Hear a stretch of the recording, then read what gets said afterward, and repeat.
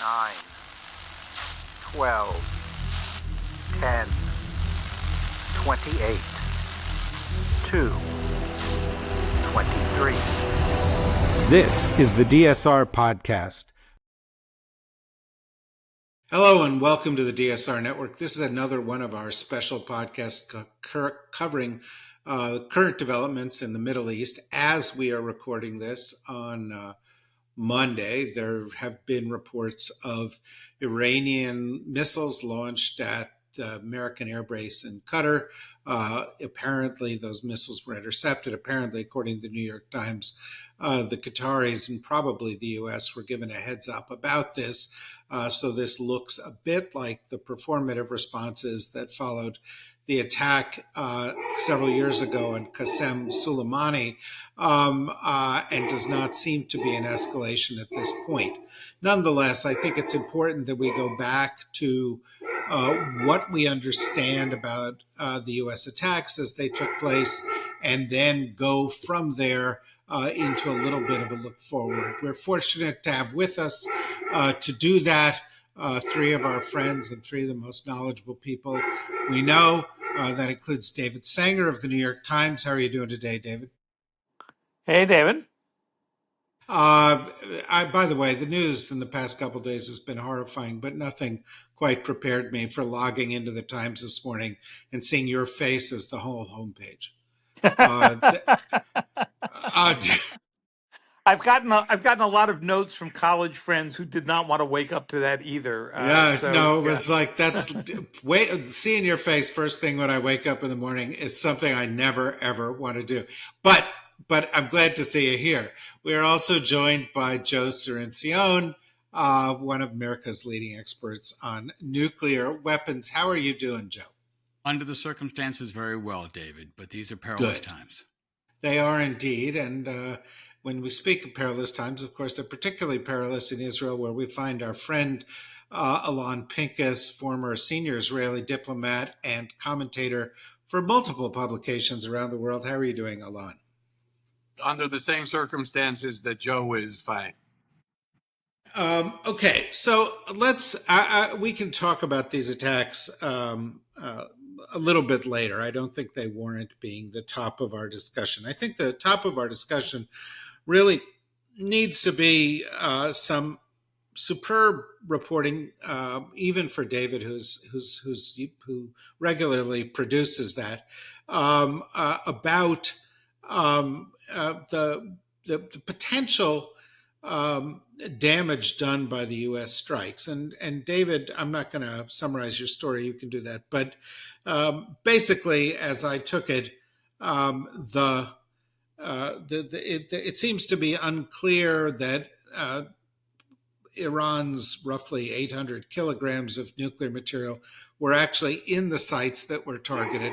We also know that many people have been evacuated from those sites. And so here we are 36 hours after, and it does seem to me that it's too early to tell how effective they were. What's your perspective, Dave? Well, they hit three major sites, and of course, the Israelis had hit some of them earlier. And I would say that the answer to your question is sort of different in all three places. So I'll just tick through them. The oldest of these sites, and in some ways the largest and most familiar, is the Natanz nuclear enrichment site. That's, of course, the one that the U.S. and Israel hit together with the Stuxnet worm that I wrote a lot about. That was 15 years ago, 16 years ago. So that gives you an idea of how long this has been sort of up and running as a major threat, that George W. Bush and then handing it off to Barack Obama in his first year. We're sitting there with giant, rolling out in the sit room, giant plans of the structure of the Natanz plant as they were picking individual strikes to do using Stuxnet. At that time, Natanz had 5,000 centrifuges. About 1,000 of them were knocked out by the worm. By the time we got to the Israeli attacks a week and a half ago on Tehran, that number was up at 19,000.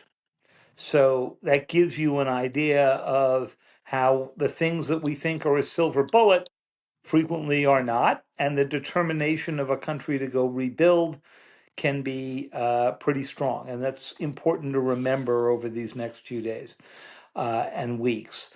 Natanz, the Israelis took out a lot on the surface, including the electrical systems.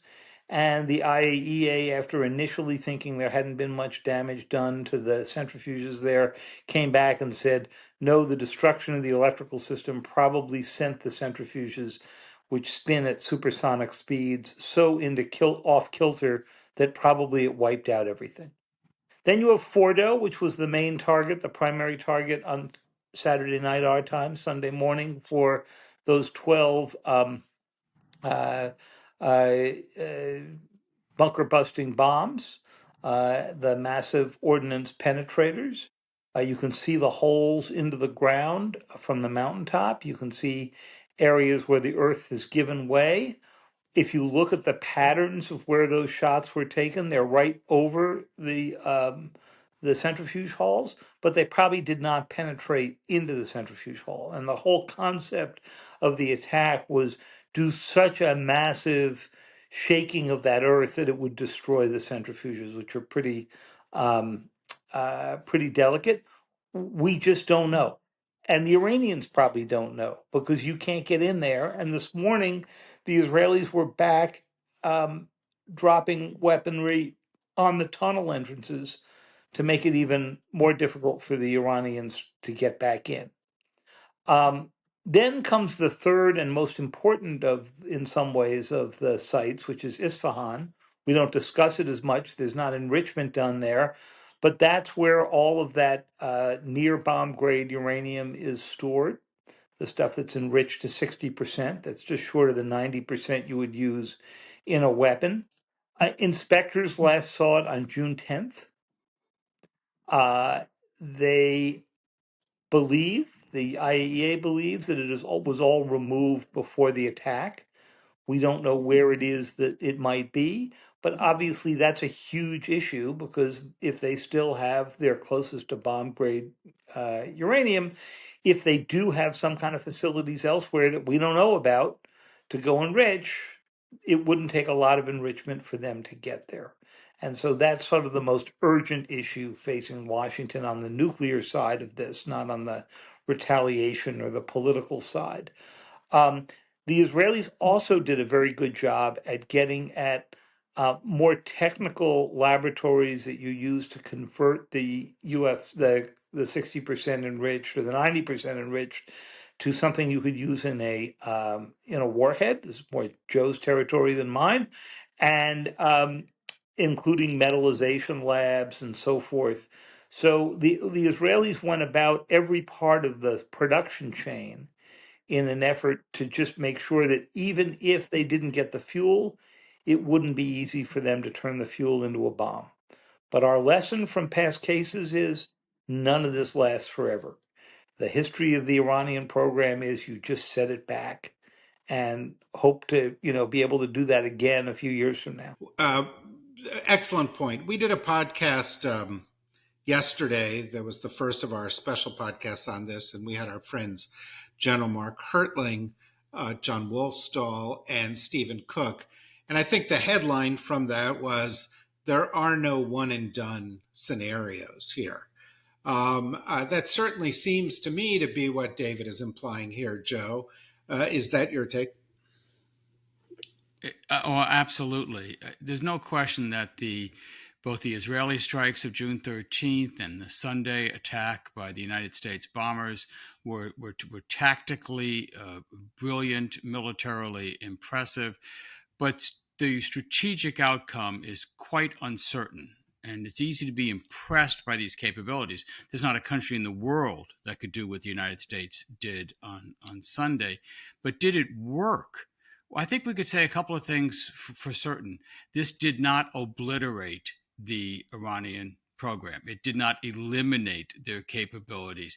It certainly didn't do what J.D. Vance was basically lying about in the Sunday shows, which is take away their ability to make the material for a bomb. That's just not true, or at least not known. And this is what IAEA Director Rafael Mariano Grossi was warning us about at the UN Security Council meeting on Sunday. He says they moved the uranium stockpiles of their gas, of their 60%.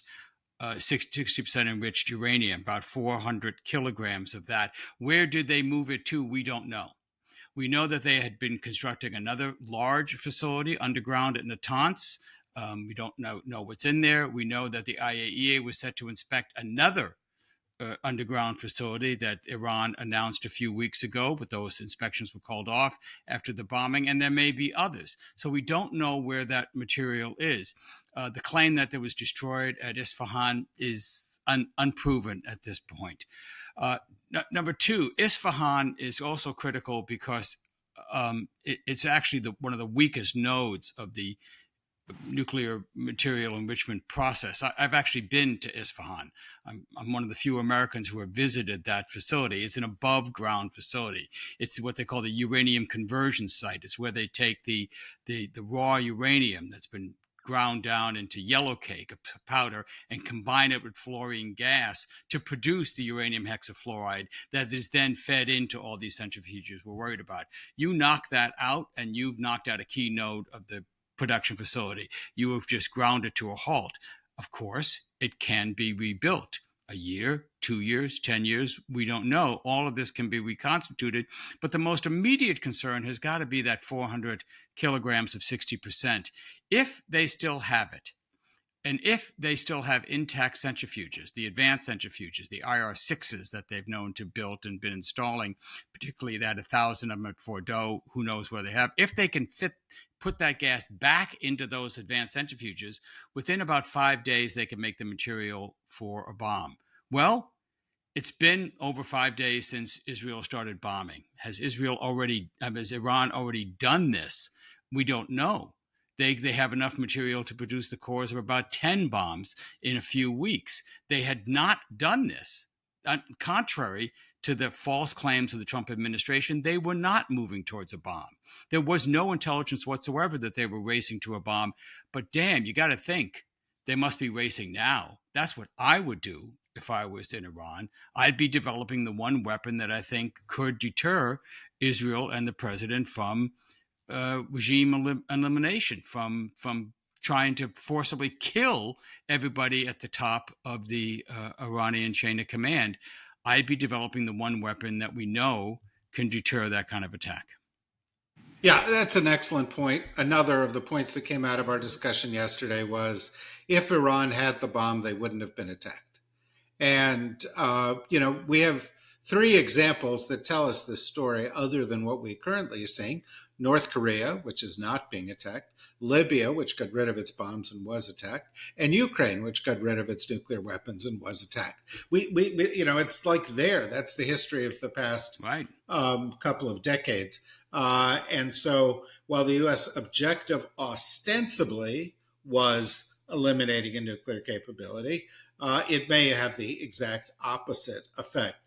Alon, you and I have often talked about how neither Bibi Netanyahu nor Donald Trump are strategic thinkers.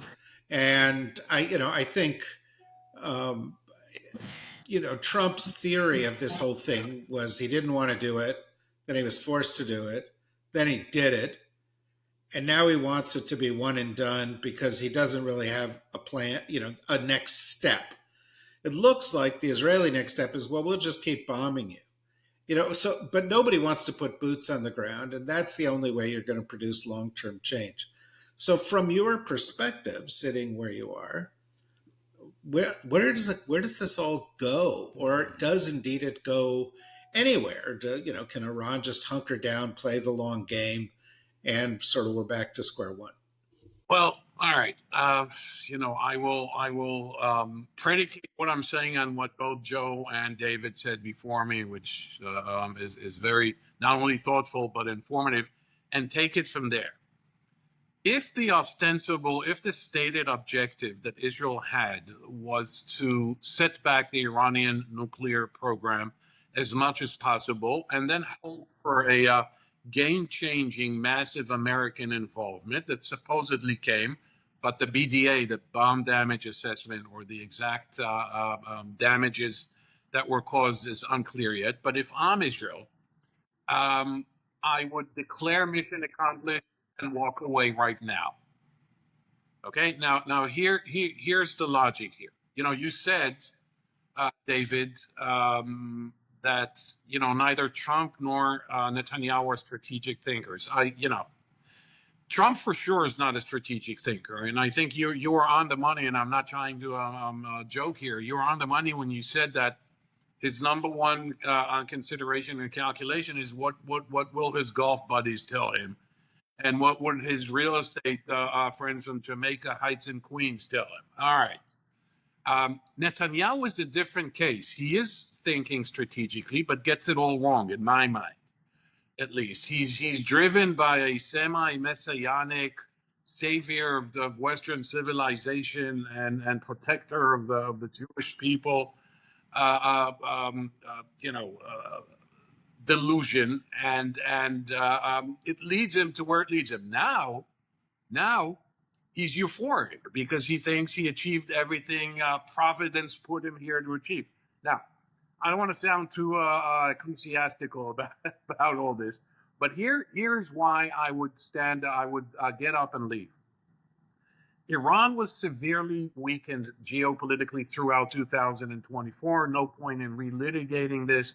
They lost a network of proxies. Their prized trophy, Hezbollah, was degraded militarily in a significant way. They lost Syria. With the fall of Assad, they also lost a Russian contingency that was there.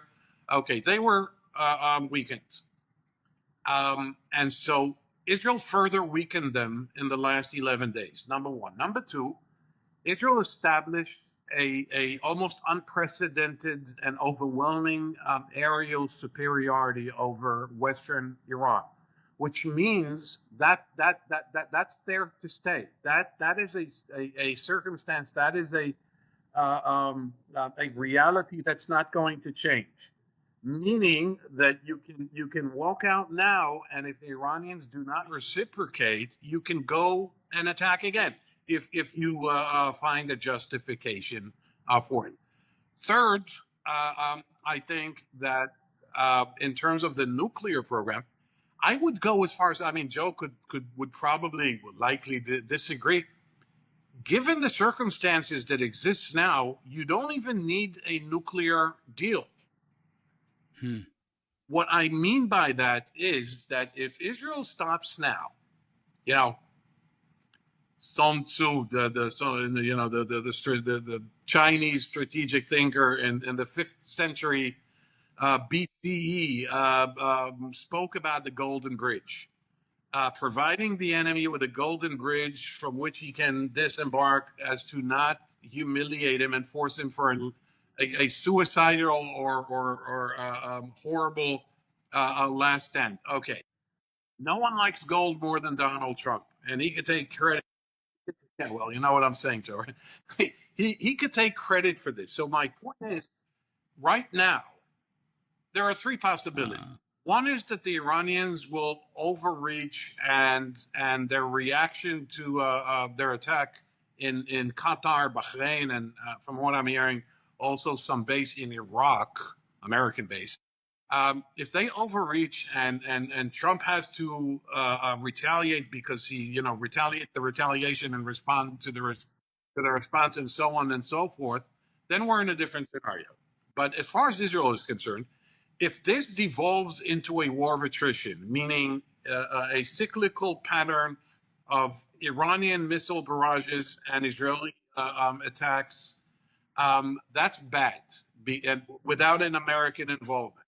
That will diminish Israel's military achievements, particularly, very impressive achievements, particularly because there's a ratio of how many missiles they have and how many interceptors we could put in the air. The second and most important thing is, if we don't do this, then people are going to take seriously all this flirting with regime change. And that's where a huge chunk of, hits a big fan. Okay. So let's look at this, David. Um, it's too early to say a lot of things. It's too early to do a bond damage assessment. It's too early to determine what the Iranians may or may not do with their nuclear program.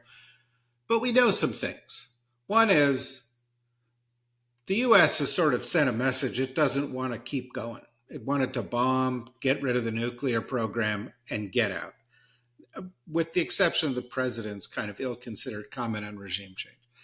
The Iranians now have sent a message, and we've learned a little more since even we started this podcast, that they're apparently saying they sent the same number of projectiles against the bases they targeted today as the U.S. had. In other words, they're trying to sort of say, okay, here we are, you did your thing, we did our thing, and that gets us to Alon's Golden Bridge.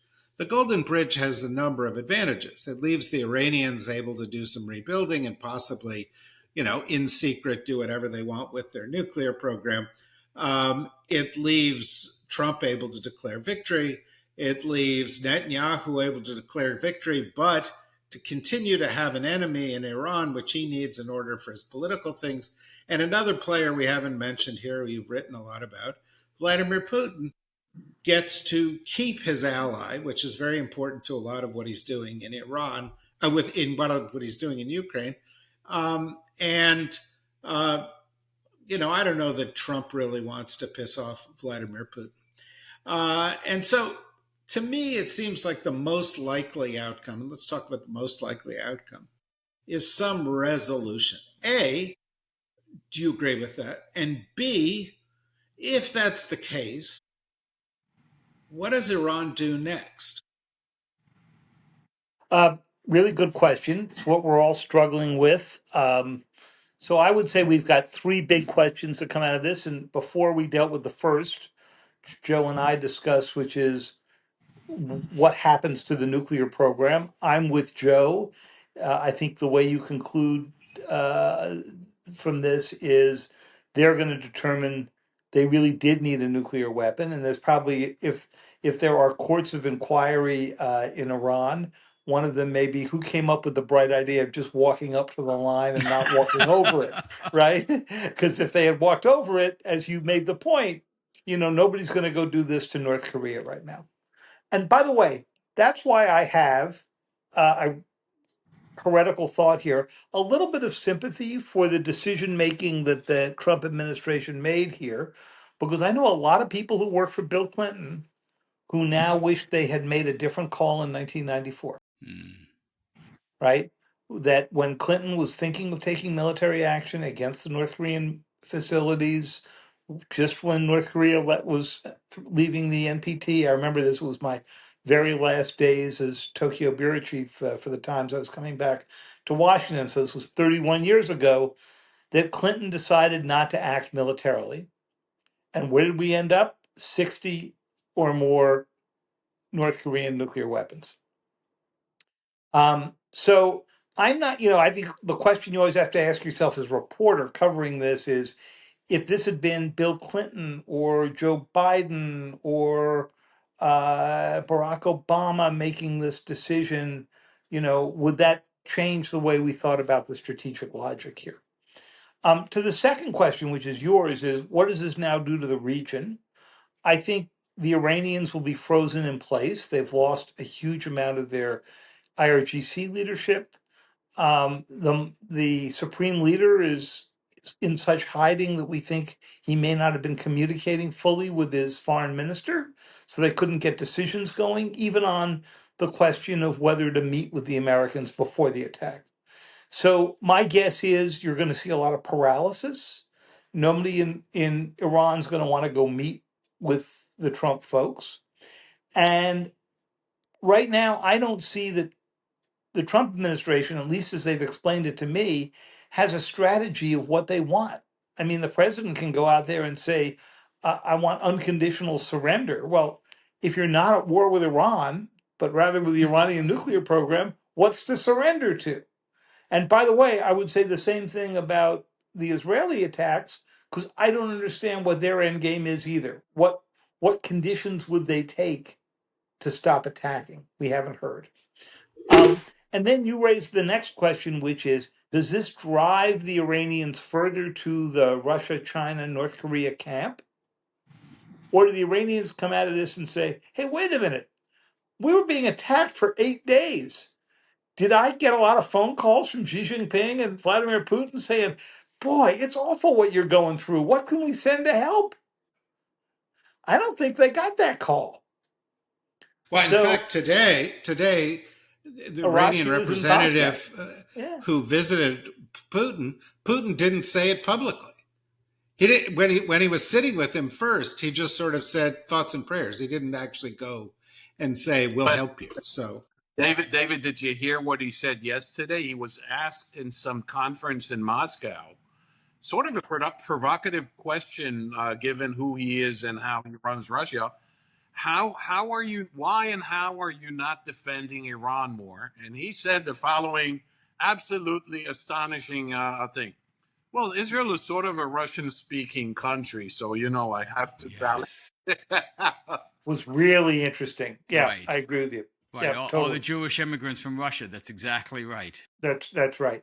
So suddenly, if you're the Iranians, you're feeling really lonely out here. You don't have Hezbollah, you don't have Hamas, you don't have Assad, and you're suddenly discovering that your best buddies Xi Jinping and Vladimir Putin decided to go on a vacation together when you actually needed them to show up for some work. So if you take those together, what do I think that takes you to? It takes you right back to what Joe just said before, which is my only friend may be a 20-kilogram nuclear weapon. I think all arrows point in that direction, Joe. And so, what it could be is that for the next couple of weeks, and potentially for a few months or even a year, this could look like a smart move by Netanyahu and Trump.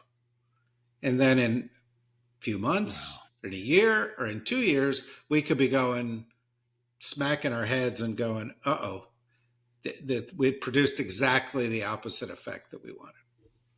Yeah, that's right. This could play out disastrously over the long term, even though it looks like we're winning in the short term. There's so much to discuss here. And your podcast, by the way, yesterday was just brilliant and just doing a lot of it. I just have one small addendum to. Well, and the goal for us was, how do we top this? And that's why we got you guys here. Just one small addendum to David's point, I think we're going to be revisiting a lot of the nonproliferation history of the last 30 years in the next few months. And this North Korea deal, yes, Clinton didn't attack North Korea in 1994, but he did get something. He got the 1994 agreed framework, which shrank and froze the North Korean program for 10 years until 2004, when what happened? George W. Bush pulled out of that agreement, just like Trump pulled out of the JCPOA on the advice of John Bolton, and we unleashed the North Korean program. And by 2006, they had tested their first weapon. And then we had no solution to that. So there was just like we have here, there was a fix. The deal in North Korea was working. The deal in Iran was working. And in both cases, Republican presidents started to reject that framework to go for something bigger, better, stronger, tougher, a complete victory, a complete elimination. It failed. It failed then. It's going to fail now. But next point.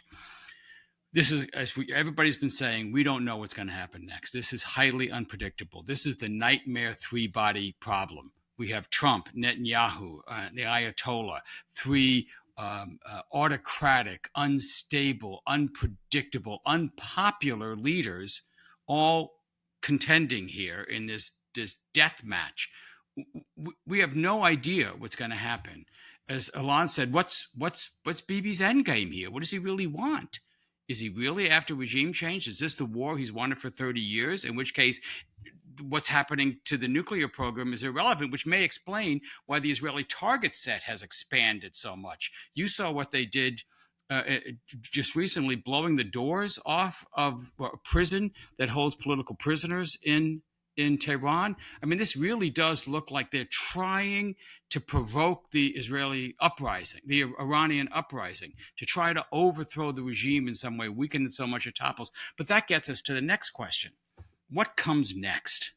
How do you do this? As Anthony Zinni warned us about this in 2009, the former head of the Central Command, after you've hit all those hardened targets in Iran, what happens next? And part of that is, if you do succeed in toppling the regime, what replaces it? Well, I don't think you're going to get an Iranian George Washington and Alexander Hamilton walking in and and freeing the Iranian people. And I think power flows to the people with the guns, and that's the Revolutionary Guard. And this could be a far worse government than you have under the clerics, which of course is Israel's pattern. It sees an enemy, it tries to kill it, and what it gets is a worse enemy. They attacked the PLO repeatedly, tried to kill Yasser Arafat repeatedly. What did they get? They got Hamas. They got Hezbollah. So we made the same mistake in Afghanistan. We went after Al Qaeda and Iraq, Saddam Hussein. We thought we were so smart. We thought we were going to get regime change. What did we get? ISIS. We got a chaotic Middle East. So the problem with both Netanyahu and Trump is tactics, power. Yes, they're deploying those very smartly. Strategy, it doesn't look like they have a clue. They're just playing for what happens tomorrow. We have just a limited amount of time here. So briefly, Alon, from the Israeli perspective, the Israelis started this. They've been in this for longer. There seems to be considerable support in Israel for fighting this. I would note that there was a poll done in the US overnight that showed that 85% of Americans were against war with Iran and 5% were for it, which led some wit on social media to say chlamydia is more popular than the war with Iran. The bubonic plague is more popular than war with Iran, which is one of Trump's problems, by the way. He has not built support for this. Unlike the Bush administration in 2003, there's no support for this war. Usually it's measured by there are more people who think that Elvis is alive than people who support. Well, in this particular case, that's true. But so, naturally in the United States, as you know, with narcissistic. Wait a minute, Elvis isn't alive? He lives, sorry. It's not clear, David. It's not clear. He lives in Del Boca Vista now. Oh, okay. Let me just get to my final couple wrap-up questions here. We always turn the story into the U.S. when the U.S. even sticks their toe in the water. The U.S. wants to pull its toe out of the water. That's my guess. What does Israel want to do? Does Bibi really have the appetite to be in a war of attrition, as you talked about it, with Iran until he gets to regime change? Because yesterday, the vice president of the United States said something to the effect of, well, if the Israelis want to take out Khamenei, fine. It's kind of like, over to you, boys. So let me try and do this in a as brief as a way as possible. But before that, I have to say that Joe made such great points, and for the benefit of our listeners or viewers, everything that he said, he plagiarized from his own article in today's New Republic. Thank you, sir. You're very kind. I think if you want this succinctly, you should read it. But okay, let me go and slightly do this from 50,000 feet, not B2, but Netanyahu is driven by a messianic fervor about Iran. It has to do with his father, who was a historian. His father came up with a theory of cycles of Jewish history, according to which, since the Hellenists and then the Romans and the Crusaders and so on, every few hundred years, there is a group that is trying to annihilate the Jewish people. Only Alon, when I ask for a concise answer, goes back to the ancient Greeks. Let me take it back from ancient Greece, and I'll work my way forward in real time. The Hellenists Or the ancient Greeks. Come on. I All right. know. I know that. Right now, the existential threat is what he calls Islamofascism. And he has been put in place to fight Islamofascism. Okay, fast forward. On behalf of Judeo-fascism. But Wait, let's I'm not deal with getting that there. right Why are you now. ruining my stand up here? Why? All right. Now, Sorry. I didn't mean to step on your punchline here. fast forward to where we are. For the last 20 years, probably more, Netanyahu has been walking around with a T-shirt that says "Today is 1938." 1938 is now. There's a Hitler in Tehran, and there is him in the war cabinet room in London in 1940, and only he can stop this. Okay, now he does want regime change. He couldn't care less about the consequences or ramifications. He thinks the U.S. will clean up his mess. This is a guy who, in September 2002, testifying in front of the House Armed Services Committee, encouraged the U.S. to invade Iraq using the flimsy and disingenuous argument that this would reverberate around the Middle East and topple the regime in Iran. 2002.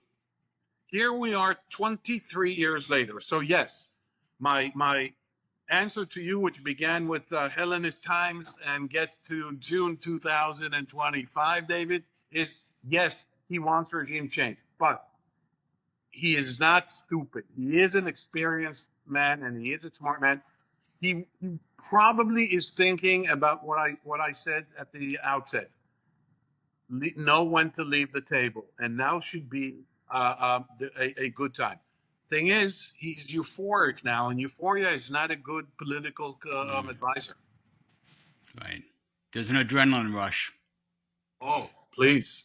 Illegal quantities, Joe. In lethal quantities. Lethal quantities. Okay, Mr. Sanger, are you still here? Or have you left the country yet? Okay, you're still here. That's your microphone's off, and so I want to ask the last question to you, unless you say something and these other guys feel compelled to jump in. But my question is, you're about to go get on a plane and go to the NATO summit. And it's going to be an interesting meeting. The Europeans are going to promise more money. They're going to say, we're doing that to do what you want, President Trump, but they're actually doing it so they can live without President Trump. There's going to be tensions over Ukraine. And because summits are always like this, the breaking news of the week is going to dominate. This story is going to dominate. What do you expect from the NATO summit? So the Europeans, I think, are quite divided on this. You've heard the new German Chancellor, Chancellor Merz, completely support the Israeli attacks on Iran. And though I haven't heard him on this, I suspect he probably supports going after the nuclear program as well. I think you're going to hear probably a different view from the French. I think the British are going to line up unenthusiastically with this. They desperately want to keep the focus on Ukraine for this because their existential threat right now is Russia.